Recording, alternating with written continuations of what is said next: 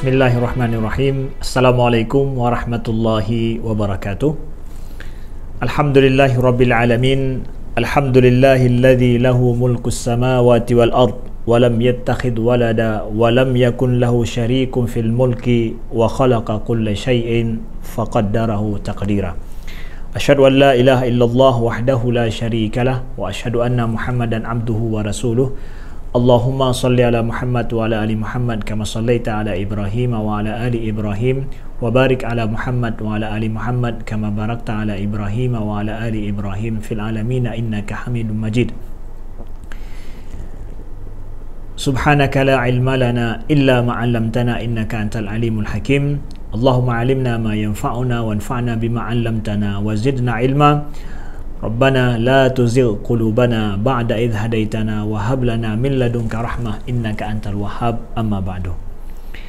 Saudaraku yang dimuliakan Allah, kita lanjutkan bagian terakhir daripada rukun iman yang wajib kita imani selaku seorang muslim, yaitu beriman kepada qada dan qadar Allah.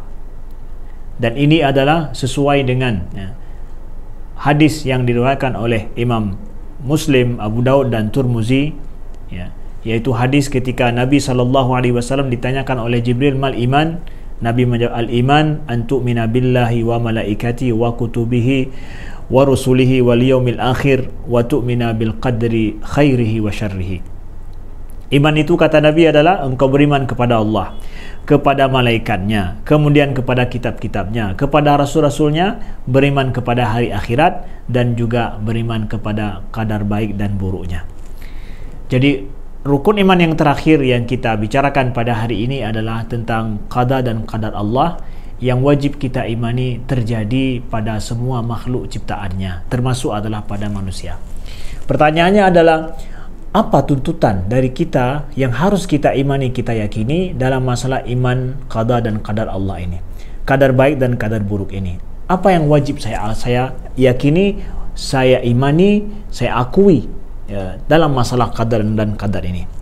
Saudaraku yang dimuliakan Allah dan dirindukan oleh Rasulullah SAW, kita lihat dulu bahwa para ulama menjelaskan dari sejak awal apa maksud daripada qada dan qadar.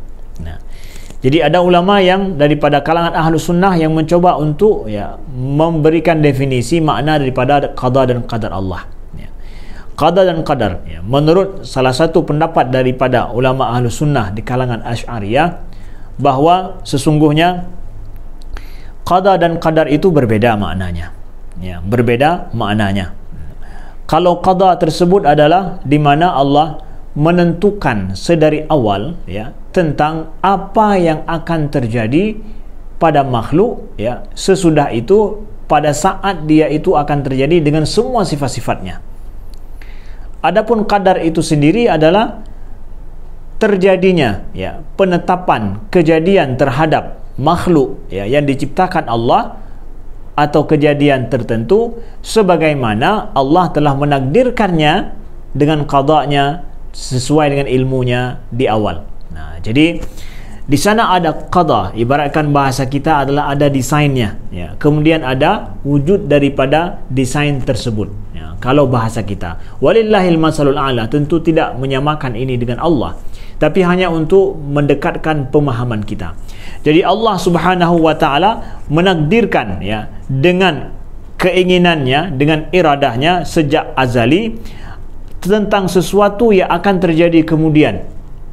Sedangkan qadar Allah itu yang tadi adalah qada, sedangkan qadar Allah itu adalah Allah menjadikan sesuatu yang telah diqadakan terdahulu itu sesuai dengan keilmu Allah, sesuai dengan ilmu Allah, terjadi sebagaimana adanya pada saat dia ada.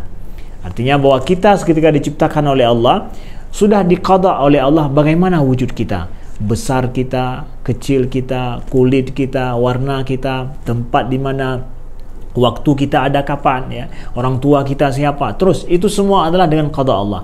Kemudian ketika kita lahir ada sesuai dengan yang diqadakan Allah, itu namanya adalah qadar Allah Subhanahu wa taala. Jadi kita beriman dengan qada dan qadar ini. Ada juga para ulama yang menyatakan bahawa qada dan qadar itu adalah sama aja maknanya.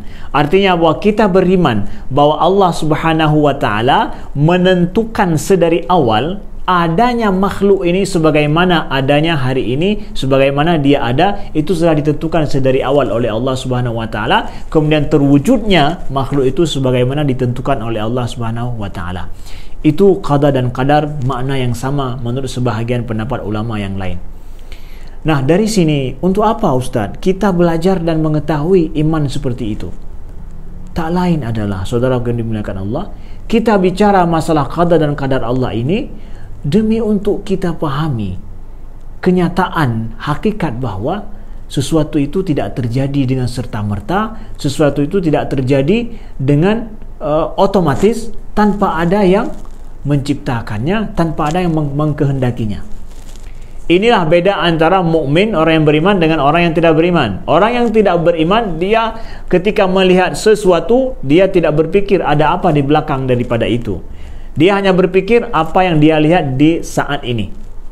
Ya, ketika dia lihat makhluk, dia hanya lihat penampakannya saja, tetapi apa yang menjadikan makhluk ini ada, kemudian sebab apa dan yang lain, ini semua ada yang melatar belakanginya. Seorang muslim, seorang mukmin percaya bahawa itu semua terjadi tidaklah serta-merta, tapi terjadi semua dengan iradah, dengan ilmu Allah Subhanahu wa taala. Ini adalah manfaat kita beriman dengan qada dan qadar. Dengan demikian, qada dan qadar ini adalah wujud daripada kita selaku makhluk beriman bahawa Allah lah yang menentukan segala sesuatu yang terjadi di alam ini. Maka Allah memiliki sifat ilmu. Dengan ilmunya Allah mengetahui apa saja yang akan terjadi kemudian ataupun yang telah terjadi. Kemudian Allah Subhanahu wa taala memiliki sifat qudrah. Dengan kudrahnya Allah tanpa ada batasan, Allah mampu untuk mewujudkan apa saja, segala hal yang mungkin. Kemudian Allah memiliki keadilan, sifat adil. Allah juga Maha Adil. Allah Maha Adil, menentukan segala sesuatu dengan seadil-adilnya. Tidak ada Allah menzalimi hambanya. Kemudian kita ketahui bahawa Allah Subhanahu wa taala juga Hakim, hikmah. Allah memiliki sifat hikmah, di mana dengan hakim dan dengan hikmah tersebut Allah menentukan segala yang terbaik dalam tindakannya, dalam Allah menakdirkan segala sesuatu. Ini semua kita dapatkan dalam ayat Al-Quran. Allah berbicara betapa bahawa Allah itu Maha Adil, Allah Maha Azizun Hakim, Maha Perkasa lagi Maha Bijaksana, ya. Kemudian Allah Maha Mengetahui, memiliki kudrah, kemudian juga memiliki iradah, punya kehendak. Kehendak Allah tidak terbatas, kudrah Allah tidak terbatas, ilmu Allah juga tidak terbatas. Disinilah kemudian muncul pertanyaan, kalau segala sesuatu sesuai dengan ilmu Allah, iradah Allah dan juga kudrah Allah, kemudian di sana ada kebijaksanaan daripada Allah dan juga di sana ada keadilan daripada Allah, bagaimana posisi manusia? Apakah manusia dalam hal ini memiliki kebebasan juga? Apakah manusia juga dalam hal ini memiliki kemauan dan keinginan, atau semua yang terjadi hanya keinginan Allah? Nah, disinilah muncul perbedaan pendapat sejak dari awal dalam akidah Islam, ya. Ada kelompok yang menganggap bahawa manusia tidak memiliki apa-apa, tidak memiliki kebebasan berkehendak sama sekali, tapi semua itu adalah ditentukan oleh Allah. Manusia itu terpaksa adanya, ibaratkan dia seperti daun yang diterbangkan angin. Itu yang disebut dengan kelompok Jabariyah. Ada kemudian kelompok yang mengatakan bahawa manusia memiliki kebebasan, memiliki kehendak mutlak yang tidak ada hubungan dengan Tuhan, ya. Manusia sendiri yang menentukan segala sesuatu. Ini disebut dengan kelompok Qadariyah. Datang Ahlus Sunnah wal Jamaah, ulama Ahlus Sunnah wal Jamaah meluruskan dua pemahaman yang di luar jalur ini, bahwa Allah Subhanahu wa taala yang menentukan dengan iradahnya segala sesuatu. Allah dengan kudrahnya menjadikan makhluk ini, kemudian dengan ilmunya Allah tentukan juga segala sesuatu sesuai dengan ilmunya.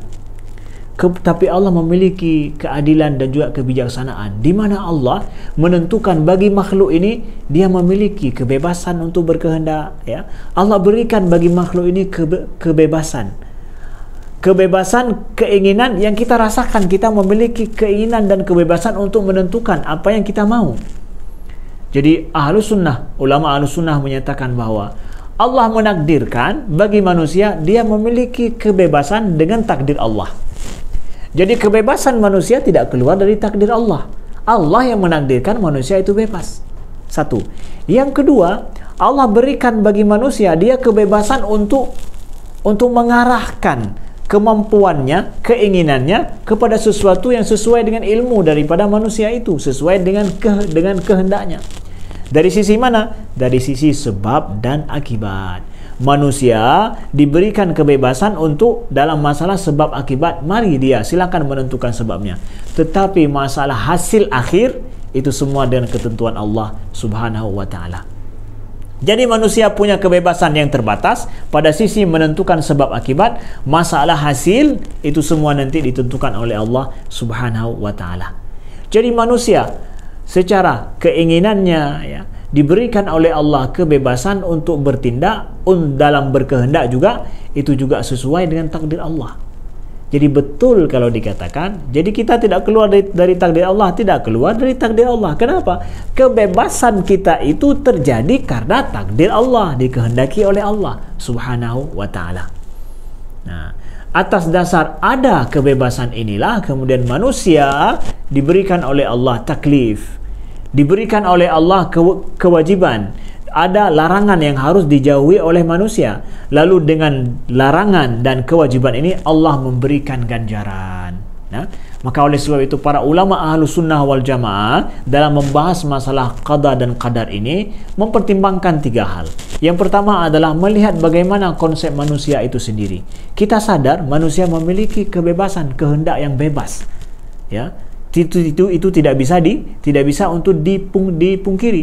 Kemudian secara akal dan logika bahwa Allah telah memberikan ganjaran bagi manusia ya terhadap amalan yang dia buat, dan ganjaran tersebut mesti adalah hasil daripada pilihan bebas manusia ya, hasil daripada kebebasan daripada manusia itu sendiri. Maka Allah katakan wa an laisa lil insani illa ma sa'a wa anna sa'yahu sawfa yura, kata Allah bahwa bagi manusia dia tidak akan mendapatkan sesuatu kecuali sesuatu yang telah dia usahakan, dan semua yang telah dia usahakan itu akan dia lihat. Itu sangat logis sekali. Al-Quran berbicara demikian. Kemudian dalam nas ayat juga yang ketiga adalah melihat kepada ayat-ayat yang Allah memberikan kepada manusia kebebasan untuk menentukan kehendaknya. Man ihtada fa innama yahtadi li nafsih. Barang siapa yang ingin mengikuti petunjuk, maka sesungguhnya petunjuk itu adalah berguna baginya. Jadi dia yang menentukan kehendaknya. Banyak ayat yang berbicara tentang masalah ini. Maka pendapat ulama Ahlus Sunnah pertengahan dalam qada dan qadar ini adalah manusia memiliki kebebasan berkehendak dalam sebab dan akibat, dalam menentukan arah kemauannya dengan takdir Allah, lalu nanti hasil akhirnya adalah Allah yang menentukan segalanya. Maka di akhir daripada ini, saudaraku yang dimuliakan Allah, apakah kita katakan semua kejahatan yang ada itu diciptakan oleh Allah sesuai dengan apa yang kita imani qada dan qadar Allah? Tidak ada sesuatu itu di luar daripada kehendak Allah. Semua adalah berlaku dengan kehendak Allah Subhanahu wa taala. Cuma perlu dipahami bahwa menyatakan sesuatu jahat dikembalikan kepada Allah itu tidak beradab.